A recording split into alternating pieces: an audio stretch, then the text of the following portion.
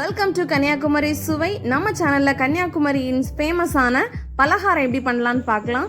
உள்ள ரொம்பவே சாஃப்டான, வெளியே நல்லா சவுண்டு கேட்குற மாதிரி கிறிஸ்பியா, நல்ல இனிப்பா, அழகா ஒரு ஸ்நாக் தான் இந்த பலகாரம்.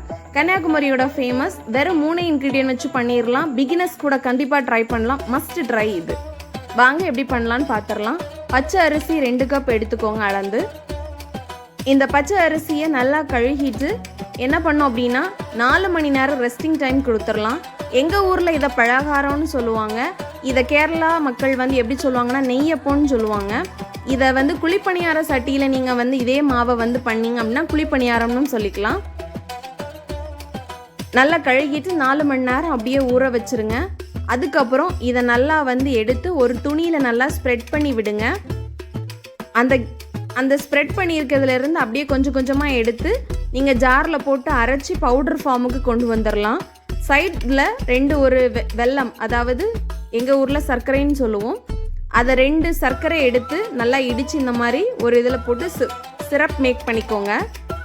அது நல்லா கம்பி பதம் வரணும்னு அவசியம் கிடையாது. நல்லா ஒரு லிக்யூட் மாதிரி, அதாவது லூஸாக இருக்கணும். தண்ணி எதுவும் ஊற்றி இந்த மாவை மிக்ஸ் பண்ணக்கூடாது. இந்த இனிப்பான இந்த சிரப் வச்சு தான் நம்ம இதை மிக்ஸ் பண்ணி ஒரு கரெக்ட் கன்சிஸ்டன்சியில் கொண்டு வர போகிறோம். வெறும் 3 பொருள் வச்சு ஒரு அழகான ஸ்வீட் ஈஸியாக பண்ணிடலாம். பிகினர்ஸ் கூட நிச்சயமாக ட்ரை பண்ணலாம். இது எப்போ கொடுப்பாங்க, இந்த எங்கள் ஊரில் எப்போ ஃபேமஸ் அப்படின்னு பார்த்தீங்கன்னா, கல்யாணமாகி ஒரு பொண்ணு விருந்து முடித்து அவங்க மாமியார் வீட்டுக்கு போகும்போது இந்த ஸ்வீட் செஞ்சு கொடுத்து விடுவாங்க பலகாரம். இதுக்கு 3 இன்க்ரீடியன்ட் தான். ஏலக்காய் பொடி பண்ணி வச்சுக்கோங்க. அதை இந்த மாவு கூட சேர்த்துட்டு அப்படியே நம்ம பாகு எடுத்து வச்சுருக்கோம் இல்லையா, வெள்ளைப்பாகு, அதை இதில் ஆட் பண்ணி நல்லா மிக்ஸ் பண்ணுங்கள். இதை புளிக்க வைக்கணும் அப்படின்லாம் ஒன்றும் அவசியம் கிடையாது. இன்னும் இதுக்கு டேஸ்ட்டு சேர்க்கணும் அப்படின்னு நீங்கள் நினச்சிங்கன்னா தேங்காயை குட்டி குட்டியாக பீஸாக கட் பண்ணி நெய்யில் நல்லா வறுத்து நீங்கள் இதுக்கு கூட ஆட் பண்ணலாம். இன்னும் நல்ல டேஸ்ட்டு கொடுக்கும். நான் எனக்கு அப்படி எதுவும் ஆட் பண்ணலை.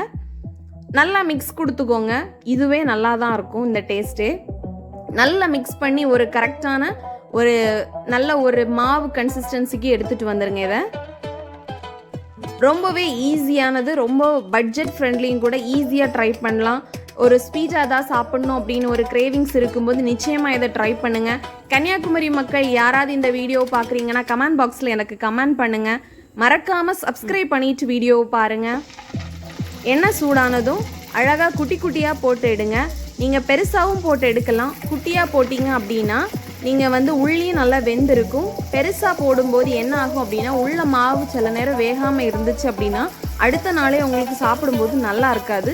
இதை நீங்கள் வச்சு ஒரு வாரம் வரைக்கும் தாராளமாக வச்சு சாப்பிட்லாம். ஒவ்வொன்றும் பொவி மேலே வந்தப்புறம் அடுத்ததை ஊற்றுங்க. இல்லை அப்படின்னா ஒன்றுக்கு ஒன்று ஒட்டி அதுக்கப்புறம் வராமல் இருக்கும். ரொம்ப கஷ்டப்படுவீங்க எடுக்கிறதுக்கு. ஹை ஃப்ளேமில் வச்சு பண்ணுங்கள். சைட் பை சைடு ஒன்று போடும்போதே அடுத்ததை மறித்து எடுத்துகிட்டே இருங்க. அப்போது உங்களுக்கு எந்த ஒரு கஷ்டமும் இல்லாமல் சீக்கிரமாக சுலபமாக போட்டு முடிச்சிடலாம்.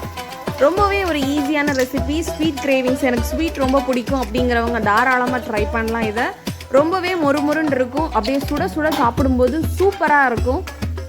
ரொம்பவே அழகான ஒரு ஸ்நாக்ஸ். கன்னியாகுமரியோட ஃபேமஸ். கல்யாண வீடுனாலே இந்த ஸ்நாக்ஸ் கண்டிப்பாக இருக்கும். இது அச்சுமுறுக்கு, இது எல்லாமே கன்னியாகுமரியோட ஃபேமஸ்.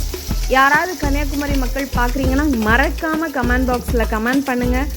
ரொம்பவே ஈஸியான ஒரு ஸ்நாக்ஸ். பழைய வீடியோ, அதாவது நம்ம வாழை இலையில் அல்வா பண்ணி போட்டிருந்தோம். அந்த வீடியோவை பார்க்காதவங்க யாராவது இருக்கீங்க அப்படின்னா நான் ஐ கார்டில் கொடுக்குறேன். நிச்சயமாக செக் பண்ணி பாருங்கள். ரொம்பவே அப்படியே பஃபியாக வரும். 3 இன்க்ரீடியன்ஸ் வச்சு 5 நிமிஷத்தில் ஈஸியாக பண்ணலாம். சூப்பராக எல்லாத்தையுமே பண்ணி எடுத்துட்டோம். ரொம்பவே ஈஸியாக பண்ணிடலாம். தேங்க்ஸ் ஃபார் வாட்சிங்.